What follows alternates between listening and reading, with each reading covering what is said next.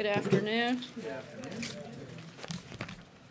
Today, President Trump welcomed the heroic crew and passengers of Southwest Flight 1380 to the White House.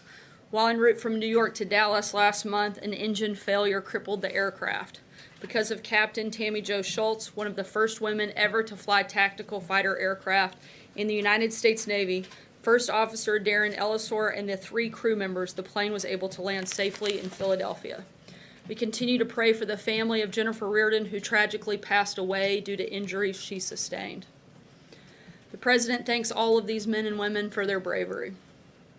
Lastly, we strongly condemn yesterday's suicide bombing in Kabul. More than 35 people were killed, including at least 10 journalists.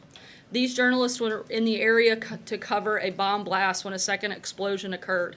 Afghanistan's press corps is a powerful illustration of how that country has transformed. There's absolutely no justification for such a senseless and heinous act. And with that, I will take your questions. John? Sarah, the President has had a suggested list of questions from the Office of Special Counsel since somewhere near the beginning of March. We know that the Special Counsel wants to look into some 50 different areas of inquiry. Has the President had a chance to review those questions, digest them, and what does he think of the line of questioning? As with all questions of this nature, I would refer you to the President's outside personal attorneys, Jay Sekulow and Rudy Giuliani. Hey, Sarah. Sarah, can you tell us what the President's level of confidence is in Chief of Staff Kelly, and is he under serious consideration to be the next nominee for the Veterans Affairs Administration? No, he is not being considered as the VA Secretary. Both the President and the Chief of Staff are very happy with his position that he currently holds, which is Chief of Staff to the President at the White House. And I would refer you back to General Kelly's statement that he put out yesterday, specific to the comments, the allegations about comments that he'd made. I spend more time with the President than anyone else, and we have an incredibly candid and strong relationship. He always knows where I stand, and he and I both know this story is total BS. I'm committed to the President, his agenda, and our country. This is another pathetic attempt to smear people close to President Trump and distract from the administration's many successes. Ask you about Iran, Sarah. You described it, or the NSC last night described it as a clerical error, but it was a significant editing error that has policy implications. Can you state from the podium what this White House believes is the current state of Iran's pursuit of a nuclear weapon, and if it's in full compliance with a joint comprehensive plan of action as the IAEA has said it is? We think the biggest mistake that was made was under the Obama administration by ever entering the deal in the first place. The typo that you referenced was noticed, immediately corrected, and we are focused on moving forward on the safety and security of our country. But you assert what that says, that there is no current program in Iran, and that it is in compliance with the deal, at least as it's negotiated, correct? Well, the problem is that the deal was made on a completely false pretense. Iran lied on the front end. They were dishonest actors, and so the deal that was made on things that weren't accurate. And we have a big problem with that, particularly the fact that Iran's nuclear capability were far more advanced and far further along than they ever indicated, which if this nuclear deal maintains as it is right now, when the sunset provision hits in 7 years, they will be much further along in the process and and able to make a nuclear weapon much quicker than they've ever indicated before. And that's a big problem. John? Thank you, Sarah. I wanted to ask you about the reprieve that the EU, Canada, and Mexico are receiving, this 30-day reprieve for the tariffs on imported steel and aluminum. What is going to take place during this 30-day period, and what are the chances of that exemption being made permanent for the EU, Canada, and Mexico? We are extending those negotiations because we've seen some progress. I'm not going to get ahead of what that may look like, but we have 30 days to continue in those negotiations and hopeful that we can get something that works for everybody. If I may, I just wanted to ask you about something that took place last week involving the President's personal attorney, Michael Cohen. He, in court documents, asserted that he would assert his Fifth Amendment rights in the Stormy Daniels lawsuit, which was filed against both him and the President. And you may recall that In September of 2017, the president at a campaign rally said, "The mob takes the Fifth." And he also said, "If you're innocent, why are you taking the Fifth Amendment?" Do those ideas also apply to Michael Cohen? Does the president stand by those comments? I can't speak on behalf of Michael Cohen. I'd refer you to him. Francesca? Thank you, Sarah. On those list of 44 questions, the president said today that the leak was disgraceful, but a former assistant to special counsel Robert Mueller has suggested that the White House was behind the leak. Is he wrong? Once again, I can't comment on anything regarding those questions, and I would refer you to the president's That was outside a question counsel. about specifically the White House though being involved in it. It was actually specific to the president, and that's why I'm referencing and referring you to the president's personal attorneys who can speak on Okay, that well, matter. a question about the White House specifically then, is the White House concerned, as Congressman Adam Schiff has said, that so many of the questions point to obstruction of justice? We here at the White House try never to be concerned with anything dealing with Adam Schiff. Blake? Thank you, Sarah. Let me point you back to what John had started on with the tariffs. Wilbur Ross, the Commerce Secretary, had said earlier today, quote, "If we're going to impose it, we're going to have to do it pretty soon or else people will start gaming the system." It sounds like you feel like this is moving along, but do you agree, does the White House agree with the Commerce Secretary that you're going to have to move forward on this pretty soon? And if so, what exactly is pretty soon? Certainly, it's a 30-day extension, and we expect for these negotiations to be completed at the end of those 30 days. So will this be the last of the 30 days then?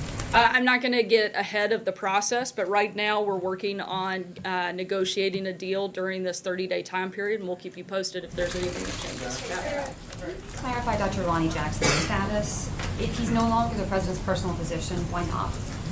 He's still a active duty Navy doctor assigned to the White House, but upon his nomination to the Veterans Affairs, Department of Veterans Affairs as the secretary, an acting doctor was put in his place, and Dr. Connolly will remain there. Why is that though? Why not bring him back in that role if the president was so happy with his Again, work? Dr. Connolly had already assumed that role, but Dr. Jackson continues to be an active duty Navy doctor that's assigned here at the White House, where there are a number of doctors that are part of the White House medical unit. And does the president have any response to the defamation suit filed yesterday by Stormy Daniels? I don't have anything for you on that. Thanks. I have two questions for you. Why did Keith Schiller, who was a White House employee at the time, go and take medical records from the president's personal doctor last year? As a standard operating procedure for a new president, the White House medical unit took possession of the president's medical records. It was characterized as a raid. Is that your understanding of what happened? The doctors seemed to be pretty upset about it. No, that is not my understanding. And my second question, Sarah, just relates to the... Actually, this is your third question. No, follow-up. Thank you. You talked about, you made very clear you don't want to get into this list of questions from the New York Times, which is fine, but the president has tweeted about it.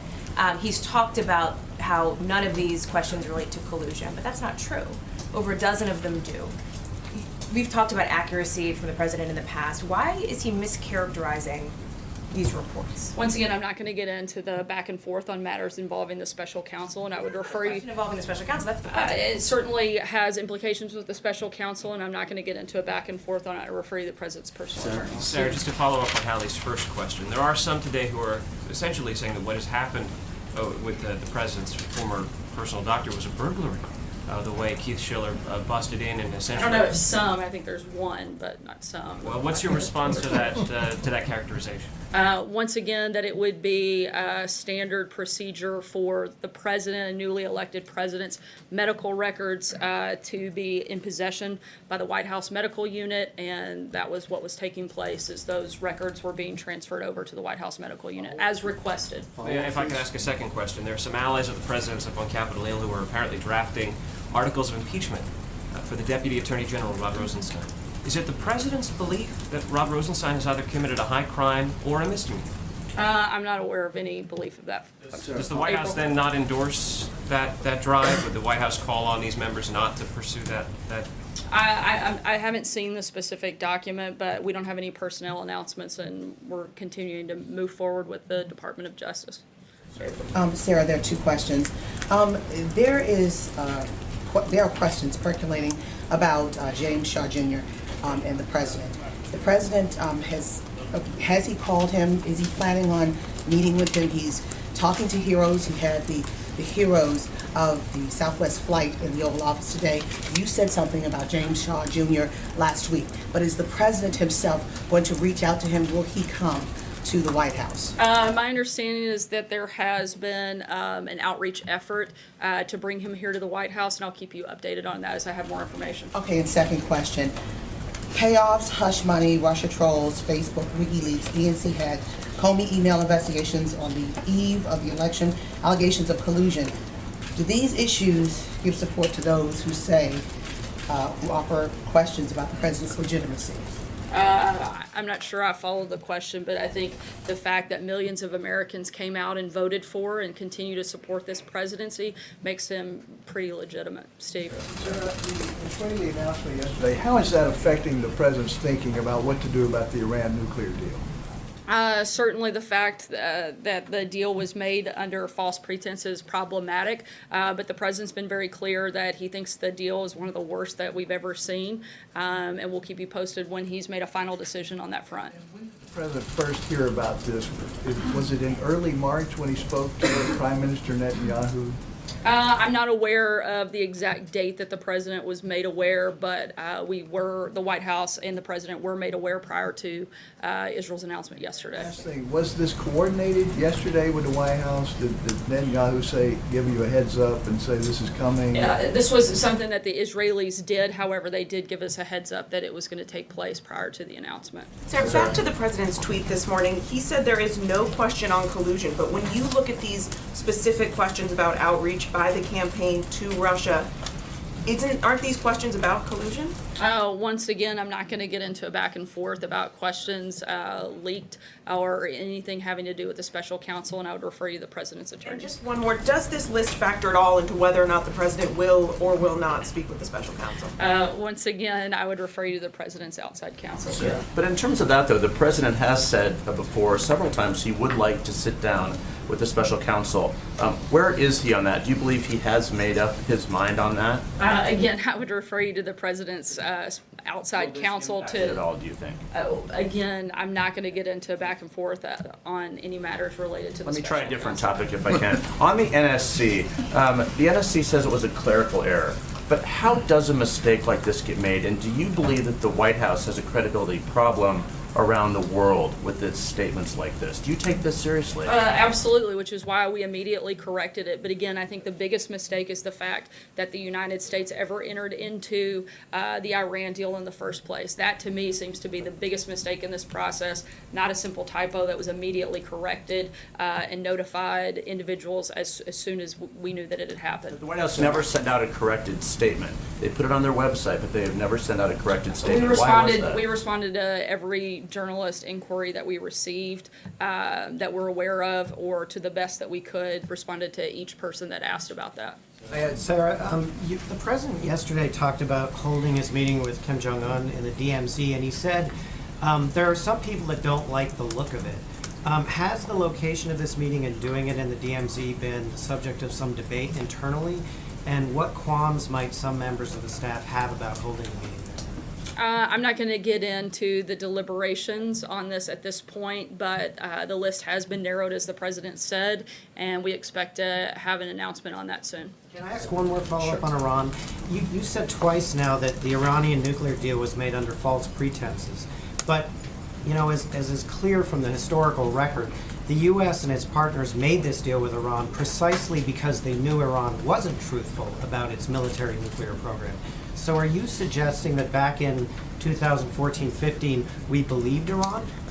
I'm suggesting that the deal never should have been made in the first place, and even the fact that they had been known to be bad actors to some degree, the degree to which they were not being honest was not fully known at the time the Iran deal was made, is our understanding. Thanks, Sarah. Two questions. One is about the lawsuit filed today by California and 17 other states over their right to have EPA fuel standards in cars. They're fighting the administration on this. I wanted to know what your response was to the lawsuit, and also the broader question that this administration seems to be on the other side of the traditional Republican argument on states' rights on a number of cases. Is there any apprehension internally about having such a heavy hand with the states? Certainly, the administration supports state rights. In regards to the specific lawsuit, we're reviewing that, and we'll let you know when we have a statement out. And the second question was about the NRA meeting this week. There are a lot of Americans who say this is an insensitive time to be speaking to the NRA, given the epidemic of gun violence, which the president himself has talked about. What's the administration's response to that? Why make the decision to speak at the NRA now? As the president has said before, a lot of presidents have not spoken before the NRA at their annual convention. Certainly, as we have indicated on many occasions, safety is a big priority. Security is a big priority for the administration. But we also support the Second Amendment and strongly support it, and don't see there to be a problem with speaking at the National Rifle Association's meeting. Aisha. Thank you. You mentioned earlier, or you were asked about VA secretary. Where does the White House stand in that decision-making process? Are you guys talking to potential candidates now about that position? We are, and the president will be meeting with a number of individuals over the next couple of weeks, and we'll keep you guys posted as we get further in that process. John? Yeah. Thank you, Sarah. In his recent appearance on Fox and Friends, the president offered a vague criticism of the Electoral College and suggested reform was in order. Several pundits after interpreted this as support for the controversial National Popular Vote plan, in which states give their electoral votes to the winner of the popular vote nationally. Is that what the president meant? Could you offer a more perspicacious definition of what he said that day? I don't have any policy announcements on that front or something that we're looking to do, but certainly want to always look for the best way to preserve the integrity of our elections. Olivia, sorry, go Also, ahead. yeah, was he aware that the Republican National Committee in May of 2011 had a resolution condemning that National Popular Vote plan? I'm not sure if he was aware, but I am pretty sure that the president is more than happy at times to say what he thinks is right, whether or not that there was a statement made many years ago contrary to that. Olivia? Thank you, Sarah. I've got a couple on foreign policy. You mentioned the Afghan attack.